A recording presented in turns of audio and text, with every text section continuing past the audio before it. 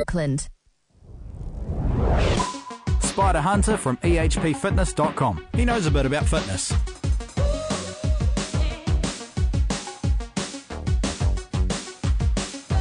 Indeed. It is Spida Hunter at ehpfitness.com. G'day there, Spider. Morning, Wammo. Good morning. I get to hear it again. Hey, what? You want to what again? Oh, no, sorry. Hang on. How are you, Wammo? Good. I've got double Wammo going on. I just got rid of the other one. Everyone needs a double ammo on a Friday. Sorry, that's why I said over hearing it again, because I had double Wammo going. That's all good, my friends. Spida Hunter is in the gymnasium this morning. He's already had a workout. He's on the No, wall. I didn't, mate. I was coaching this morning. Oh, you were coaching? Well, I do have to give big props to a couple of clients. I had a female client who we did farmers walks where you can hold something in each hand. Yeah. And she held 70 kgs in each hand and walked with it. Well, that's all right.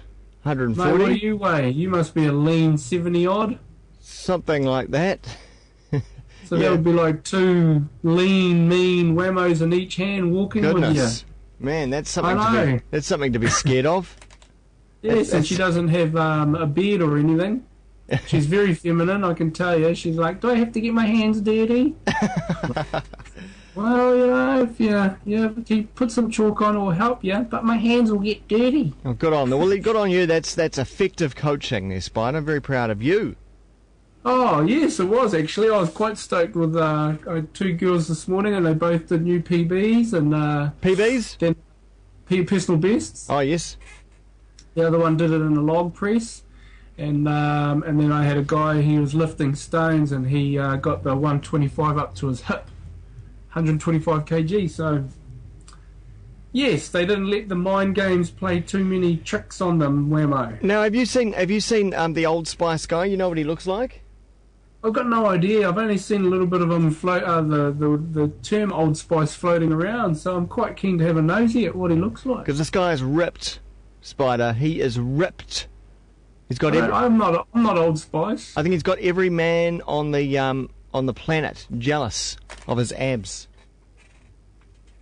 Oh, I don't remember doing that photo shoot though, Wammo. Turn it up. Go on. All right. Hey, let's talk. Rubbish. Rubbish.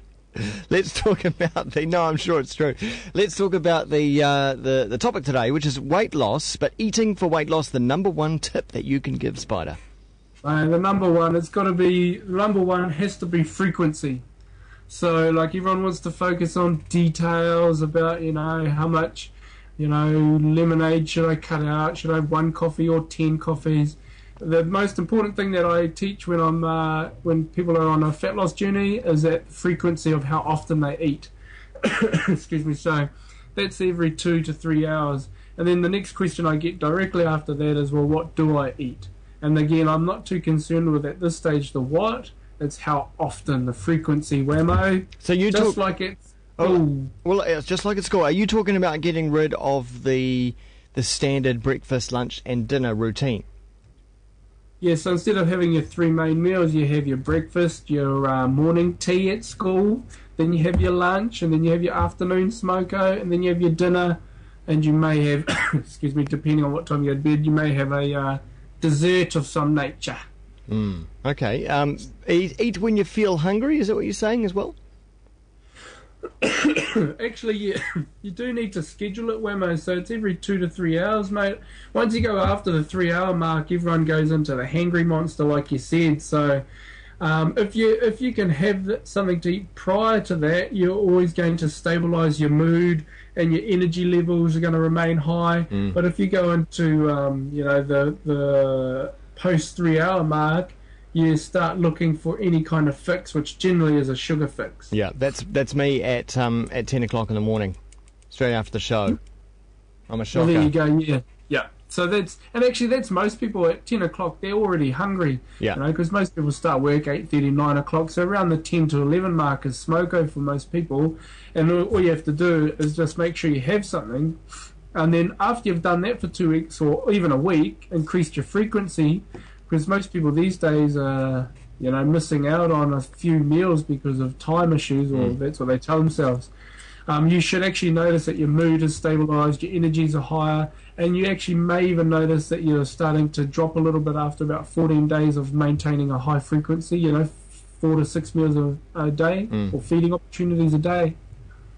Constant grazing, well, kind of constant. It is actually, Wammo, it is constant grazing, and you do often feel like you're a cow because you're constant grazing. I mean, there is some argument to the point where you don't actually have to eat 6 meals a day in order to lose weight and fat loss. However, I mean, I do belong to that school of thought as well, but for the novice person coming on board, I think if you can stabilise their blood sugar levels and their mood, everything else will fall into place from there. But if you don't stabilise it, well, we all know what it's like, Wammo, when we're having a man day. Oh man, it's not very nice. It's or a man week.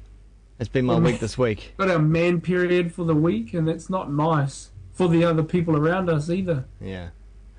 All right, that's a great tip. Not constant grazing, but schedulise regular meals as being your number one eating fat loss tip. Thanks very much, Spida.